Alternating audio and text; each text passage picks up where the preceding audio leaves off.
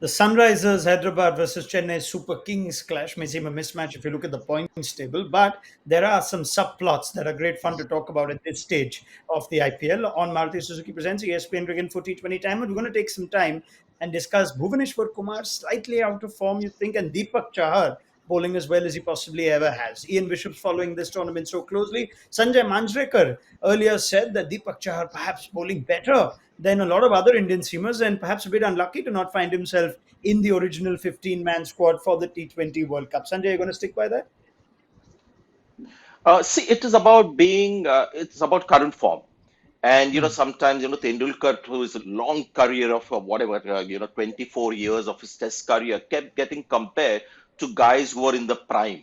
And Tendulkar was, sometimes not at the peak of his, game, but he got compared with people in their prime. So, similar case with Bhuvneshwar Kumar, who is not at the prime of his abilities and form and skills, whereas Deepak Chahar is the best that we've seen him for a while. So when you make a current comparison between the two, I'm in no doubt that currently Deepak Chahar is a greater value in a T20 team than Bhuvneshwar Kumar, but I completely understand why Bhuvneshwar Kumar is in the squad and things like that. But just based on pure clinical Yeah. assessment of the two, at this stage, Deepak Chahar slightly ahead. Let's first look at numbers, and then I'd love for Ian Bishop to weigh in on what he's noticed as a former fast bowler himself as to what's made Deepak Chahar as good as he has in these times. Now, in India or in the UAE, it's been a bit of a struggle for Bhuvi in this 2021 IPL, average of nearly 58, economy in excess of 9 in India. That's gone to 7.5 in a few low scoring games, even, and he's only got the 2 wickets in the 3 matches. Deepak Chahar has also picked up just the 3 wickets in 3 matches, but he's also had an impact. We know that he had an impact against the Mumbai Indians in their opening game. His average is down to economies better off than Bhuvi's. So let's come to you now, Bish, and just in terms of what you observe from Deepak Chahar, the fast bowler, to Bhuvneshwar Kumar, the fast bowler, especially in T20 cricket, where do you stand on the two of them? I thought that, Deepak was unlucky to be left out as well. If they were going to take an extra seamer, Deepak had to be in there. I can understand why they would have gone with Bhuvi's history in terms of his expertise over a long time. But right now, I would agree with Sanjay Manjrekar that Deepak has better form. He swings the new ball more than any other bowler, I think, in this format of the game in the power play.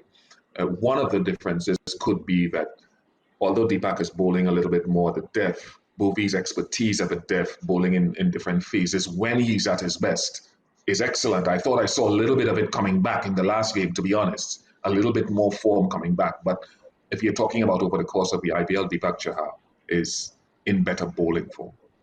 Let's talk a little bit about that death bowling. It seems to be perhaps one thing that will clinch, this decision. Sanjay, he doesn't always bowl at the death, does Deepak Chahar, but you do believe he has the goods to be effective at it. Whenever Dhoni's gone to him in the absence of Dwayne Bravo in the last game, he's done a job for him. Absolutely. If you look at his T20 career, IPL career, you'll see 90% of his bowling is done in the first 6 overs. And Dhoni is a master of using, guys with limitations, how he bowls Jadeja as a left-arm spinner also. He knows there are certain bowlers that are vulnerable and he ensures that that vulnerability is not exposed. So Deepak Chahar is fortunate that he's playing under Dhoni. But on occasions, Dhoni has been forced to take Deepak Chahar out because he's gone for runs in the first 6 overs and then given him the opportunity to bowl in the death. But Deepak Chahar doesn't look lost, and there again he can match Bhuvneshwar Kumar for the bowling in the slog overs. But again, I'm saying this: Bhuvneshwar Kumar's graph is slightly down, whereas this guy's graph is climbing.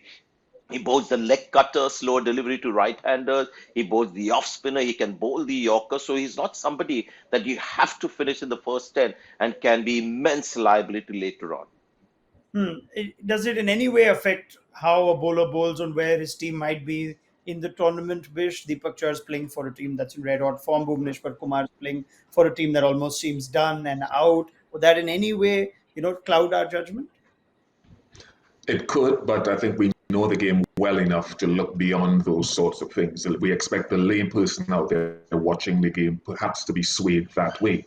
But people that know cricket will look at the individual, look at the individual's operation, whether it's a batsman or a bowler, and they'll be able to determine looking at surfaces and oppositions as well. So I think without a doubt, Deepak, certainly in the first 2 phases of the game, right now is better, but perhaps the selectors are saying they're taking the entire body of work of Bhuvneshwar Kumar and giving him that edge. There are fitness issues as well with Bhuvi, which is another thing that they would have had to look at.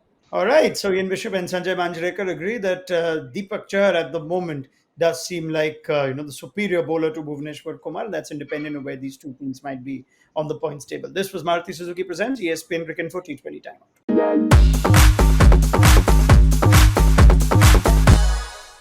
We call it people technology.